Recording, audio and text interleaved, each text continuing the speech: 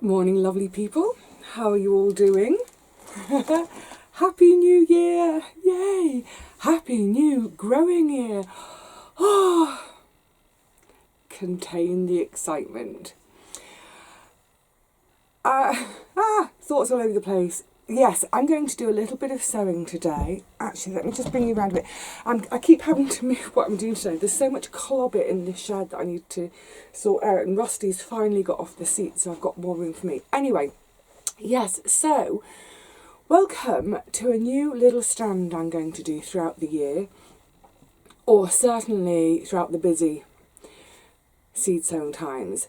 I'm going to do a little video like this at the beginning of each month with some ideas of what to sow this month. So today it's what to sow in January. Not a huge amount. So I'm going to, because there's quite a lot of stuff that I don't grow, for instance fruit, I'm using my own notebooks of when I sow things, when I've sown things historically, but I'm also going to be using my lovely Vital Seeds calendar from Richard and Paul for Christmas. Thank you, chaps. Just because, like I said, there are some things that I don't grow, but I want to mention them anyway for any of you that do grow them. So yes, we'll do this at the beginning of the month throughout the year. Well, we might not do it in November and December. We'll see. I thought it would be useful both for me as a reminder of what I need to be doing, but also because so many of you were new gardeners for the first time last year. So many people took up gardening during that first lockdown, converting bits of your own garden into veg patches. Some of you got allotments last year, finally. Some of you have just been given the keys to your allotment right at the end of last year. So yes, I thought, not just for me, but for a lot of you newer gardeners. Now, I know some of you will have got an allotment or have just got an allotment brand new now, but you've done tons of growing before. I don't want any of this to be patronising. Yes, so take it as it is. Just before we get into what to sow in January, and I'm going to be doing some sowing with you in a second, it's such an exciting moment each year, isn't it? As we come into a new year, we start to look forward again, or I certainly do. I think, you know, a lot of time in October, November, December, we're looking backwards, we're remembering the garden at the height of summer. For me, my garden reaches its peak in terms of lushness, production, fullness, what have you, in those first couple of weeks of August. So yeah, I think as we head into winter, we spend a lot of time looking backwards and remembering the garden, and if you're anything like me, thinking, oh, I want it to be summer again, I want the garden to be lush and all that stuff. But then come the 1st of January, it's such a great feeling, isn't it? Because suddenly, once again, we're looking forward. We're thinking about this whole new year in our vegetable gardens.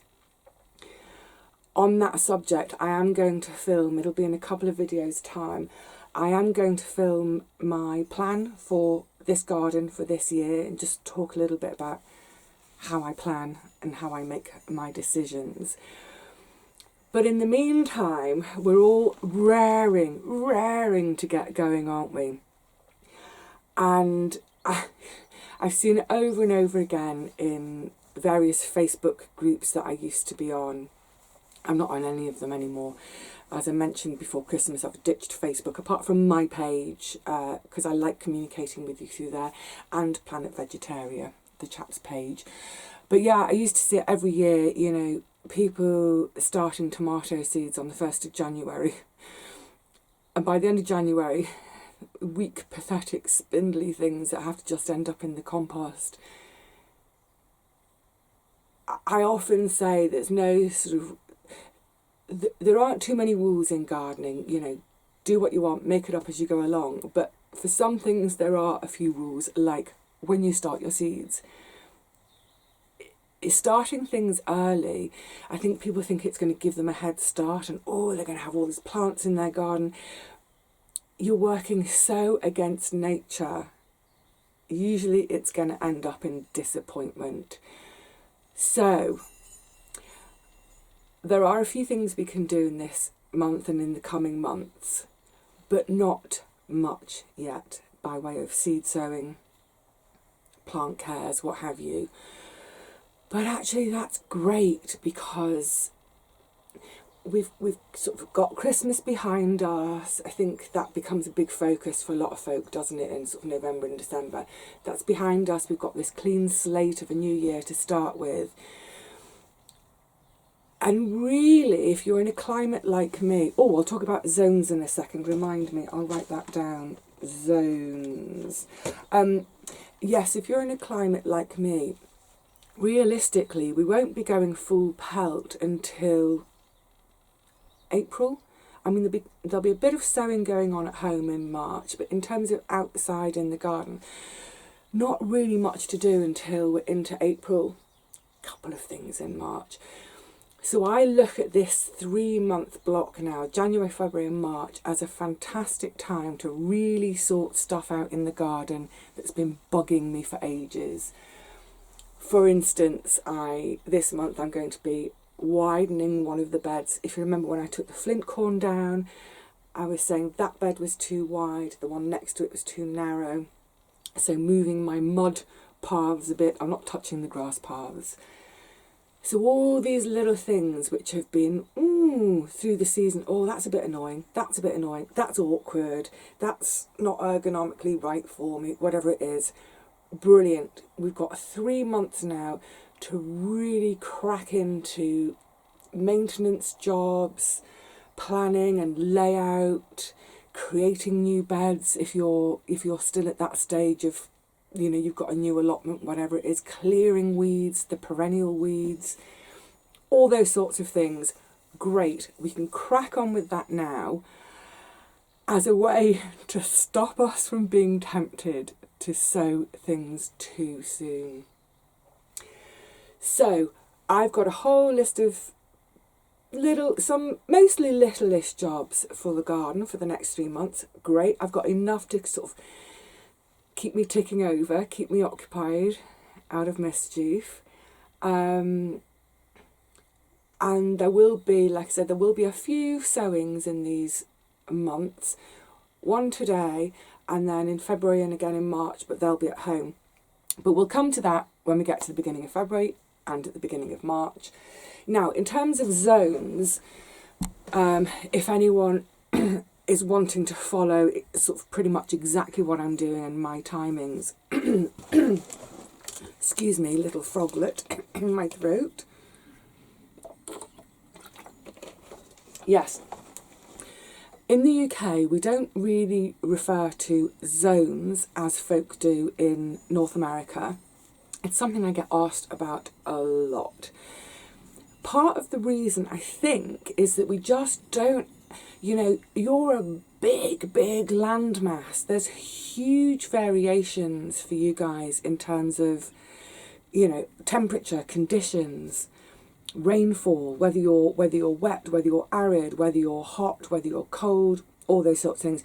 So because of those huge variations, yes, it makes total sense to talk about gardening zones, because obviously what someone is going to be doing in, say, I don't know, New Mexico or Southern California, and what someone's going to be doing right up in northern Montana, they're going to be having two really massively different gardens. So in the UK, we don't have that big a variation. So for the most part, most of the UK is classed as Zone 8. So that is a nice temperate climate, warm, not too hot in the summer, a bit of dampness, and winters which are fairly mild. Yes, maybe down to freezing, but not much below 0.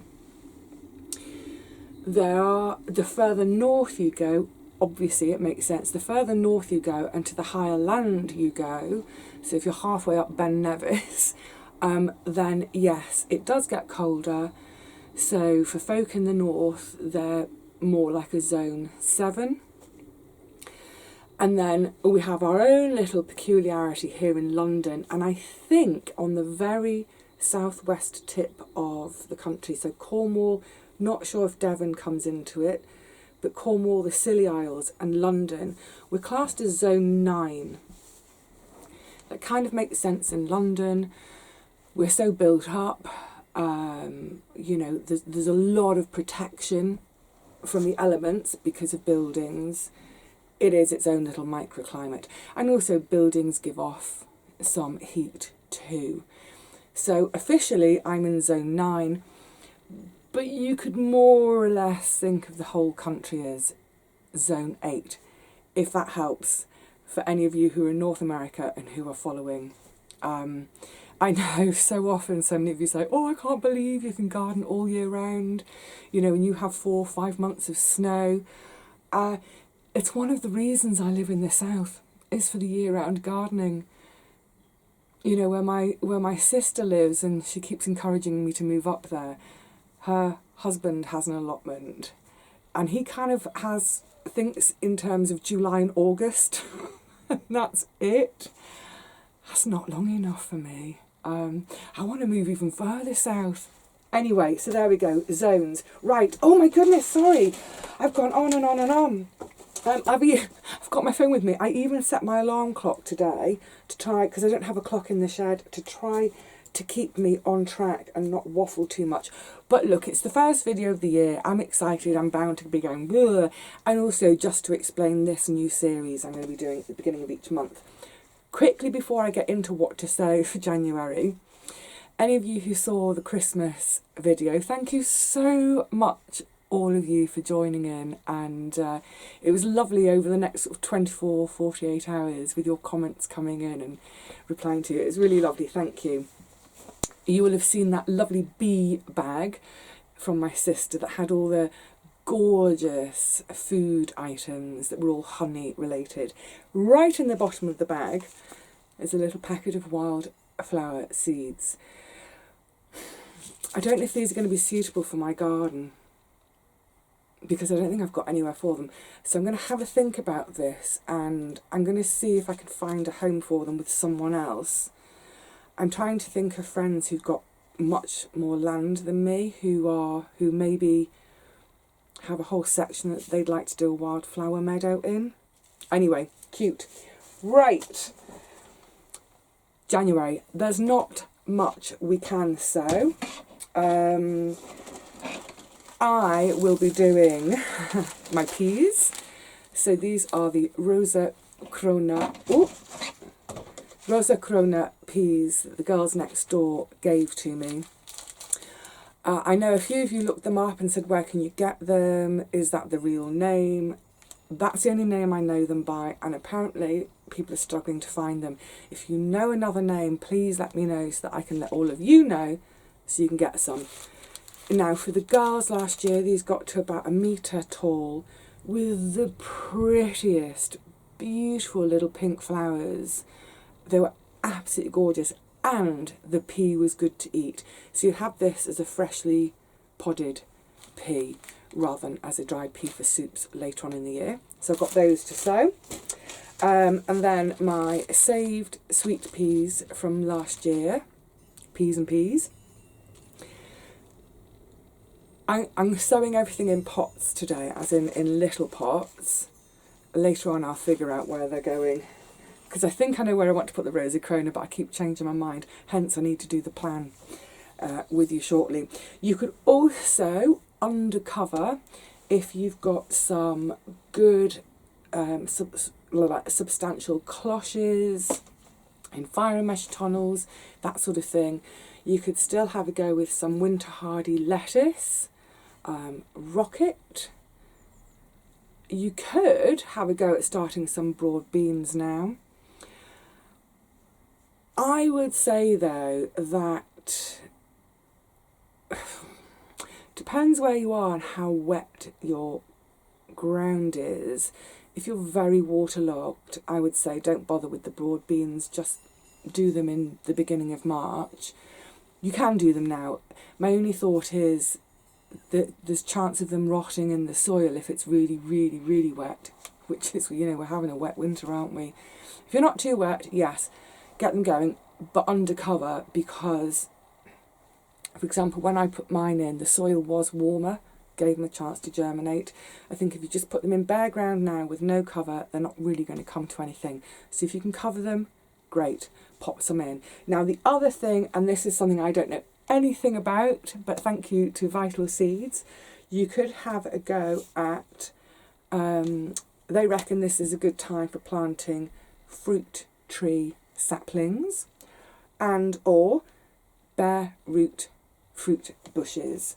So if you've had such things for Christmas, perhaps, yeah, now's the time to get them in. Oh, that's the alarm. that's telling me to shut up. So all I would say with, say, the fruit trees and your bare root fruit bushes, hopefully you've already got in mind where they're going to go. Do the groundwork properly now. So wherever they're going to go, get the grass out, get that couch grass out, get the bindweed out, all that horrid perennial stuff we deal with, get it out now before you plant, because otherwise you'll be forever cursing the day you didn't as you try to manage the weeds around it. So prepare the bed for them, but give it a really, really thorough weed of all that perennial stuff. Yuck. And then enjoy the joy of planting. Right, so it's time for me to plant my sweet peas and my peas. I'm just going to show you one though. I'm not going to show you both, I mean, because the principle is exactly the same for both of them. Right, let's get sowing. Oh, this feels so good, doesn't it? It feels great to say it. Let's get sowing. Eek, I'm a bit jammed up for space in here at the moment. I really need to, that's going to go on the list of, you know, I'm saying all these maintenance type jobs for January to March. Okay, the Rosa peas. I'm just going to tip them all out into this little plant saucer. I don't want to spill them. So look, just normal little pea seeds. So, over the years, I'll just say very quickly, over the years I have struggled with sweet peas, and then a couple of years ago I seemed to crack it, and I think what I cracked was, don't start them at home, they get way too leggy, they grow too quickly, they're rubbish. Start them off now. I'm going to get everything started. It's going to go into the cold frame. Now the cold frame is hardly affording them any protection. So if it's, let's say it's 2 degrees centigrade outside, which for Fahrenheit friends, that is about 34, something like that. If it's 2 degrees outside, in the cold frame it may be 2.5 degrees. You know, it's not heated, it's not insulated. It's literally somewhere to put them where they'll be safe. Oh, chilli! Should I do chilli because they're peas? Yes. Oh, I'm glad I remembered that at the last second, because mice do like pea seeds too. Yes, anyway, so the thing with the sweet peas that I learned was, rather than starting them in March at home on the windowsill, wrong for me. Get them started now and they can just grow slowly, steadily and sturdily. That's the main thing. And the other thing you'll hear people talking about is all sorts of different ways of preparing the seed before you even sow it. Some people recommend soaking the seeds for 24 hours before you plant them. Some people recommend scarifying them, whereby, because they do have quite a hard exterior, whereby you sort of rub them on sandpaper, side of a matchbox, that sort of thing, just to break that seed covering down a bit. I've tried for the last couple of years, I've done 3 methods side by side to see what difference it makes for me. So I've sowed them just as they are, dry, straight out of the packet or jar or whatever, soaked for 24 hours. and slightly scarified. It hasn't really made any difference. The pre-soaked ones did germinate a little bit more quickly, by 1 or 2 days. But the rest germinated. It's not like a case of they will germinate, they won't. It's just a difference of 2 days. So for me, it's not worth the hassle of doing all that stuff. The other thing you can do with these particularly hard seeds, especially the sweet peas, they're like little bullets, you could chit them. I mean, you can chit any seeds. Now, you'll hear this phrase talked about throughout the year, not necessarily from me, but I do chit my potatoes, for example. And all we mean by chitting is sort of getting them going before we sow them or plant them. So, for example, on a wet tea towel in a little sort of tray, sauce or whatever, you put your seeds on the wet tea towel, keep it really, really moist, and over a few days you'll see the first sign of that little tiny tip of white root coming out. That's chitting them, it's getting them going. Then you take that seed and sow it or plant it. Sow, plant, depends on the size, doesn't it? For me, chitting most seeds, it's just way too much faff. I don't have time to fiddle and piddle with all those tiny seeds. They go in and I hope for the best. So yes, I won't be chitting anything other than my spuds. There's possibly one thing much later in the year, we'll come to that. Anyway, so you can try scarifying, you can try pre-soaking, or you can just put them in dry, exactly as I'm going to do today. Now, the other thing is they quite like growing with buddies. So I'll always sow 4 or 5 to a pot. Maybe one won't germinate, but you know, hopefully they all will. So I've just got these little 2-inch pots to get them going in. Don't lose any, they're all precious. Actually, I wonder how many seeds I've got. They've given me a really nice handful. Thanks, girlies. I'm sowing them to a depth of about 1 centimetre. But I'm just going to place them on the top for now because as I'm talking, I'm pressing, I forget which ones I've done. So just sit them on the top for now. This compost is fairly dry, so I will give them a bit of a sprinkle. In terms of compost, to be honest with you, I'll just use whatever I can get my hands on. This is just a multi-purpose. I grabbed it on my local high street back in the autumn. I can't remember why. What was I wanting to do with it? I think it was for cuttings at home that I got this for. I'm going to get my compost order in pronto for this year. Oh, that's the other thing as well. I know, oh my goodness. This is the year where it's going to be odd for folk getting hold of seeds, isn't it? I still don't know quite what the ramifications of Brexit will be. Sorry, I said the B word. I did my seed order just before Christmas. I think I did my seed order on Christmas Eve. I think it was one of my kind of presents to myself, was to do my seed order. So I don't have them. They haven't arrived yet. Hope soon. But yeah, I hope you're all going to be able to get seeds okay this year. It just shows, doesn't it, the importance of saving your own wherever possible so you have your own supply, but also wherever possible saving enough so you can share and swap. But yes, so yeah, back to the peas. Yes, they will get a little sprinkle of water, just enough to moisten the compost. Nothing special by way of the compost.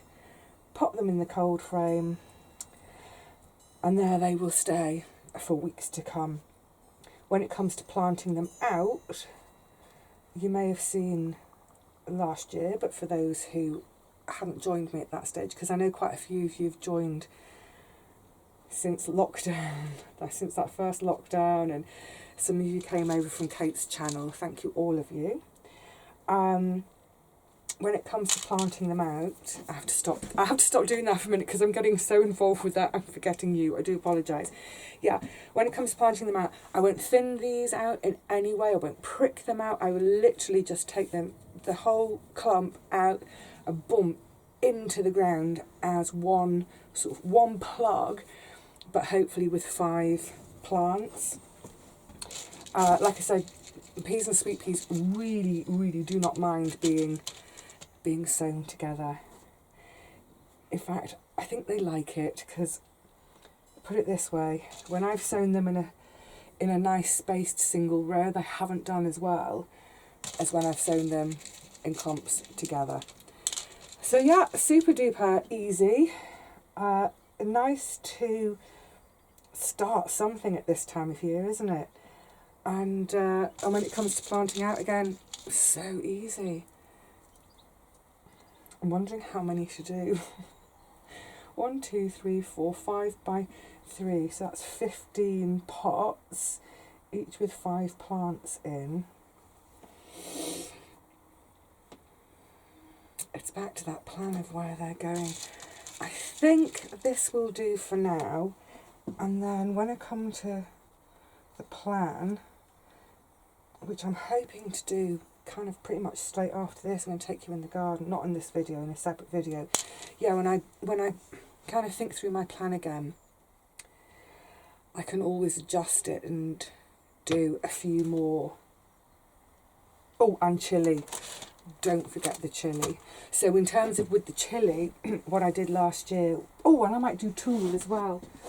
I've got all the tulle here from the broad beans that were on the deck. Yeah, all I did last year for the peas was got them all sowed, gave them a bit of watering, then I just sprinkled not garlic, chilli all over the surface. So I think I'll do chilli and tulle, just be on the safe side, especially if this is all I sow. I don't want them all to disappear. Good. Right, sweet peas next. And then what? Well, I'm going to merrily get on with poking seeds into soil. I hope you've got a few bits and bobs by way of seeds in your seed box already, so you can do a little bit of sowing. Peas and those things I mentioned earlier for undercover. But otherwise, I'm going to say cheerio to you all for now. I'll see you again very soon for a bit of a tour of the garden as it's looking at the beginning of January. Excuse me. I've had a few odd days down here in December doing bits and bobs, so hopefully it'll look a little bit different to how it looked in December. Anyway, that's for the tour. And then after that, let's have a video all about planning a kitchen garden for all year round food production for those of us in zone 8 or 9. All right, my lovelies, get out there, be giddy. You know, even if you're not sowing anything at the moment, either get into your garden and do those bed creations, maintenance, whatever it is. And if you can't get into your garden, at least curl up with the seed catalogues, your notebooks, daydream. Allow yourself some way of having a little bit of kitchen garden time. Even if it's not out there and even if it's not poking seeds in soil, there are ways you can do it. Have fun. All right, lovelies. Oh, it's getting chilly suddenly. I'll see you really soon. Until then, please look after yourselves. Look after each other. Look after your gardens. Bye for now.